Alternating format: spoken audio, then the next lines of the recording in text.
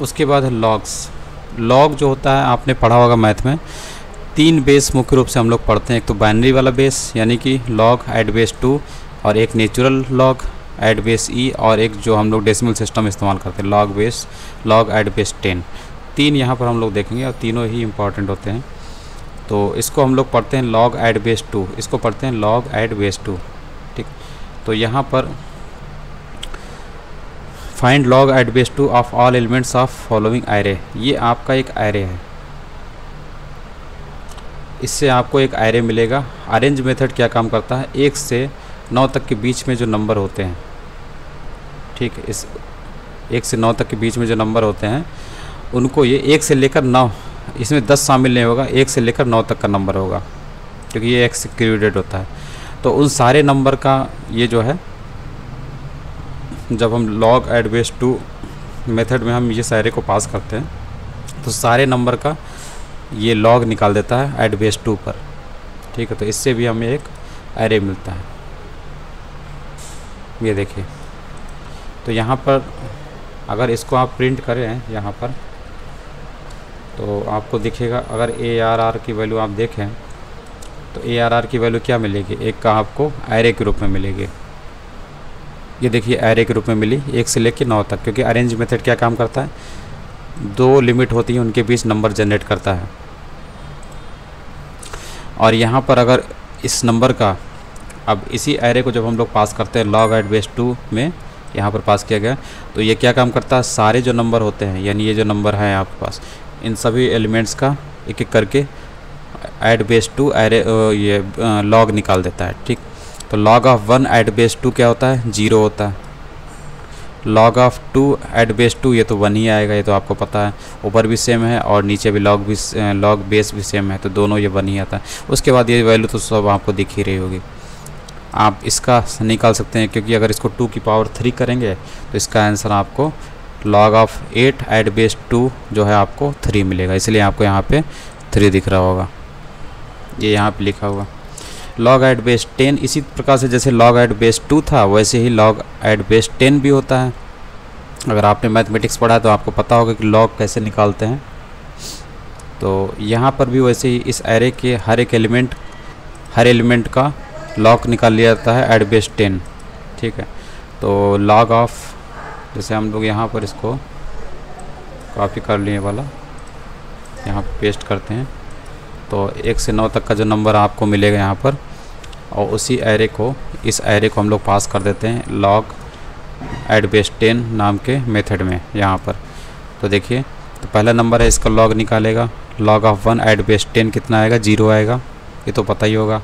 1 का हमेशा जो लॉग होता है वो हमेशा 0 होता है, किसी भी बेस पे निकालेंगे हमेशा 0 ही आएगा। और बाकी नंबर का धीरे धीरे निकाल रहा है, तो सारा ये यहाँ से यहाँ तक एरे दिया हुआ है। ठीक, यहाँ तक।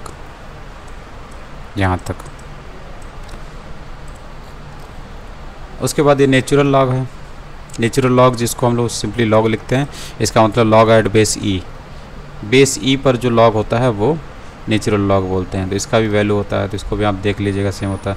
उसके बाद ये यहाँ पर बोल रहा है कि ऐसे तो आपको याद रखना पड़ेगा log at base 10, log at base e, log at base 2, या फिर लॉग ऐड बेस 3। अगर आपको और भी लॉग चाहिए तो ऐसे तो आपको कैसे मेथड याद रखेंगे, तो सबसे बढ़िया तरीका है कि आप numpy does not provide any function to take log at any base। तो यही चीज़ यहाँ पे लिखा हुआ है कि जो numpy होती है, हर एक बेस पे आप निकालना चाहते हैं लॉग, तो वो सभी के लिए लॉग जो बेस है वो मेथड प्रोवाइड नहीं करता है। जैसे कि यहाँ पर इसने log at base 2, log at base 10, log at base e इसने प्रोवाइड किया है मेथड, तो आप वो निकाल लीजिए। लेकिन अगर आपको चाहिए log at base 3, log at base 5, तो आप कैसे निकालेंगे, तो उसके लिए एक उपाय इसने बताया कि फ्रॉम पाई फंक्शन जो है, इसके ज़रिए आप यूनिवर्सल जो लाइब्रेरी होती है, फंक्शन लाइब्रेरी, उसमें आप अपना फंक्शन एक बनाकर ऐड कर सकते हैं और उसका इस्तेमाल कर सकते हैं, जैसे यहाँ पर इसने किया। तो इसने क्या काम किया है, तो यहाँ पर इसने क्या काम किया है, एक मैथ लाइब्रेरी से लॉग मेथड को उठाया है और यहाँ पे 2 इसलिए लिखा है क्योंकि बेस और जिस नंबर का लॉग निकालना होता है तो 2 नंबर होते हैं इसलिए यहाँ पे 2 लिखा है, और 1 जो होता है लॉग का आउटपुट होगा इसलिए 1 वहाँ पे लिखा हुआ है। 2 इनपुट जो फ्रॉम माई फंक्शन होता है, इसमें क्या तरीका होता है, इसमें 3 पैरामीटर होते हैं। पहला फंक्शन नेम होता है, उसके बाद ये इनपुट होते हैं और ये आउटपुट होता है। मतलब ये फंक्शन कितने इनपुट लेगा, 2 लेगा, और कितने आउटपुट जनरेट करे, 1 जनरेट करेगा। ये लॉग जो है 2 इनपुट क्यों लेगा, क्योंकि एक जिसका निकालना होगा जिस नंबर का वो, और दूसरा जो बेस होगा, इसीलिए यहाँ पे 2 लिखा हुआ है। तो ये जो इन्फॉर्मेशन है ये इस फंक्शन की है। ये कितने इनपुट लेगा, 2 इनपुट, और कितने आउटपुट देगा ये फंक्शन, 1।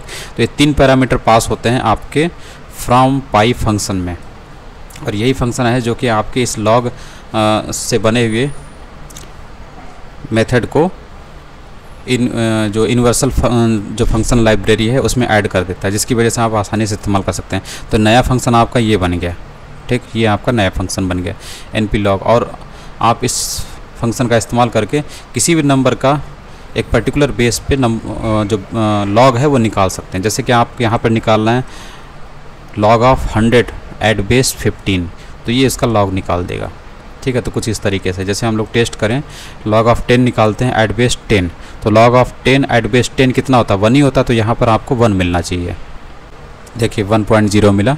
तो ये चीज़ है। अगर आप यहाँ पे 100 करते हैं तो आपको यहाँ पे कितना मिलेगा, यहाँ पे आपको 2 मिलना चाहिए, क्योंकि 100 को पावर में चेंज करेंगे 10 की पावर में, तो 10 की पावर 2 होती है, और 2 जो है उसका आंसर होता है, क्योंकि 10 की power log of 10 with base at base 10 1 होता है, और इधर 2 से उसका मल्टीप्लिकेशन हो जाता है। तो लॉग अगर आपने पढ़ा तो आपको समझ में आ रहा होगा कि इसका आंसर 2 क्यों आएगा, ठीक है। तो इसका आंसर आपको 2 मिलेगा। थोड़ा सा देख लीजिएगा मैथ में लॉग के बारे में, ठीक। तो इस तरीके से ये है।